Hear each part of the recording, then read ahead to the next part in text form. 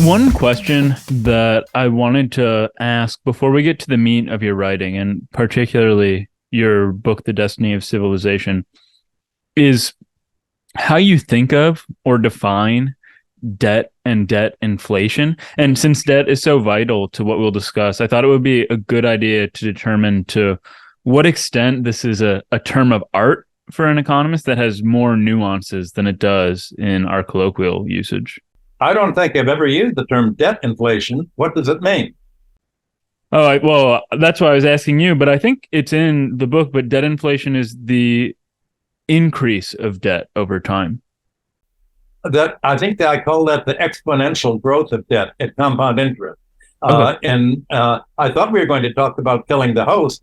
It's okay if we don't. But in Killing the Host, I have a whole chapter on compound interest. The volume of debt multiplies simply by mathematical principles, compound interest, not by any relationship to productivity or the ability to pay or the real economy. The financial system of credit and debt is imposed on the economy of production and consumption, but does not reflect the relations of production and consumption, profits and wages and earnings, and the ability to pay. It merely intrudes upon them, and the exponential growth of debt at compound interest always tends to exceed the economy's ability to grow through national income,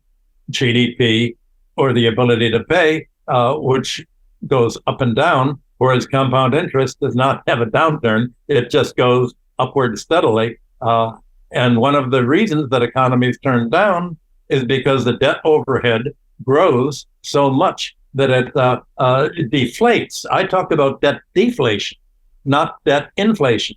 And the term I use again and again is debt deflation. And that is that paying creditors, paying debts to the financial sector removes purchasing power from the consumer spending and from corporate spending on industrial capital formation.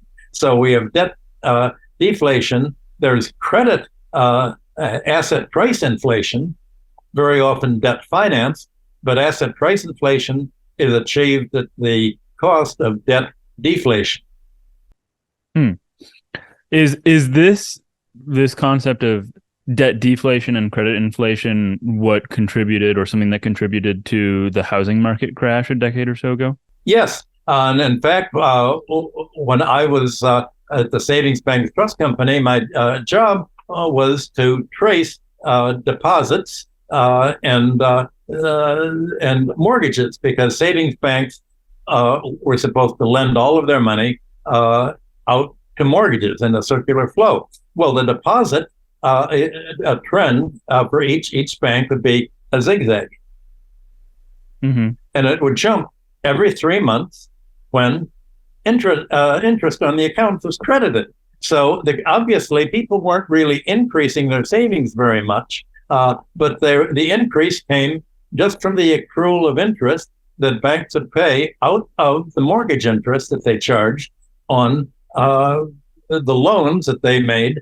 to home buyers. So I realized that as the volume of savings banks increase, assets increase, they were going to recycle it, lend it out, yet more mortgages. And politically, the savings banks were advocating more and more deregulation so they could make more and more mortgage loans. They wanted to loan outside of New York State. When I got married, my wife and her family had been depositing at a local savings bank for over 20 years. And you'd think that I would have qualified for getting a loan. But they said, the bank said, no, we can make more money by lending to Florida, where interest rates are deregulated. And the demand is we're not really lending to New York City people anymore, to our depositors. So I thought, well, there goes the whole idea of mutual savings banks, that there's something mutual there. It's and mutually antagonistic savings banks. And I ended up getting the mortgage in Chase Manhattan instead. Since I was working there, it was fairly easy. So you have the exponential growth of debt recycled into more and more loans into the mortgage market. And when in the 60s, when I was watching how the savings banks and the commercial banks market worked, there was a rule of thumb by bankers. The loan that mortgage loan that you would give out to borrowers had to be couldn't absorb more than 25% of the borrower's income, and this would be for a loan that was repayable over 30 years, self-amortizing, and there had to be at least a 10%, preferably a 30% deposit down payment, so that you knew that the bank would be able to be repaid. Well, as the banks made more and more money, and the commercial banks, just like the savings banks, ended up making 80% of commercial bank loans in the United States, Britain, and other countries are mortgage loans. The commercial banks then, during the Reagan era, raided and essentially emptied out. They merged with the savings banks, took all the money, didn't pay the depositors any of the supposedly gains that the depositors made. They stole. They stole all the savings of New York savings banks. Sheila Bair explained some of the details as to just how this was done from Wall Street's aim to me one day. But I was watching it happen while even at the savings banks. Most of the directors of the savings banks were people who deposited in the savings banks. Some were plumbers, some were restaurant owners. They weren't financially sophisticated enough.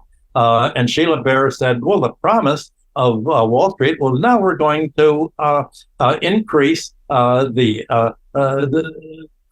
professional management and the savings of the savings banks. What they did was they closed down the savings banks and the poor areas with minorities lived, or the low-income areas. It was just a total travesty of the whole thing. But at any rate, for your question, yes, the commercial banks loosened the terms of mortgage loans so that by 2008, when the crisis came, you could buy a loan with zero down payment. And actually, you would borrow more than the value of the house, typically 101 or 102%. So you'd have enough money over the payment for the house with no money. You could afford to have it painted and pay for the insurance costs and the brokerage fee and the other things. And the mortgage, instead of being limited to 25% of your income, went all the way up to 43% of the income. So today you have the Fannie Mae, the government and mortgage insurance agency, guaranteeing mortgages that no bank will lose any money on a mortgage as long as it doesn't absorb more than 43% of the borrower's income. And in the United States, now housing costs are about 40% of the income. Well, also in the another problem in 2008, in addition to the low down payment, in addition to the increase in income that absorbed, there were false appraisals of the buildings. They used crooked appraisers because then you could lend more money. And the fourth factor was you would have no guarantee that the buyer had any income at all. They just the banks would conspire with the brokerage companies to make up a fictitious income statement to pretend that the buyer could afford it, even though they had no job, even if they were making no income. They would falsify the price of the house, and then they would look for a sucker. And the biggest suckers, I guess as always, were the Germans, the local state German savings banks. I'm told today Germany thinks that Russia or Ukraine blew up the Nord Stream lines. That was the kind of mentality. Never question an American. If American says it, it's got to be right. They bought all the junk. Were broke. Wall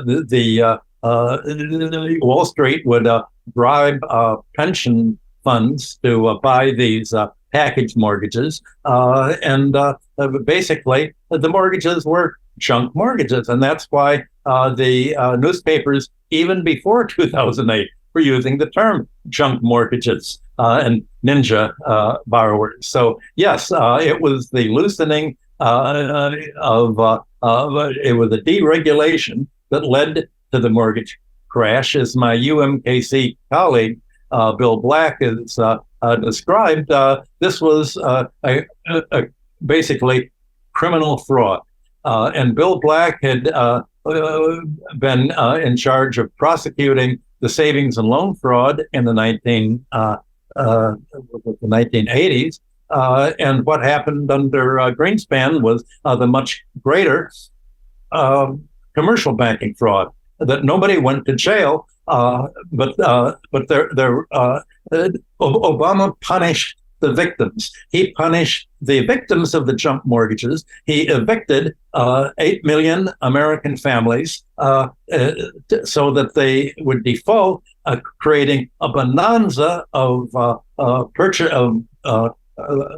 buying distress sale buildings, and turning America from a homeowners economy into a rental economy. Home ownership rates plunged as a result of the crisis, and that was the objective, and remains the objective, of the Democratic Party today, to replace home ownership with a rentier society, a landlord society, to sort of roll back the economy so that it looks like it did in Europe before the 19th century. It's the kind of neo-feudalist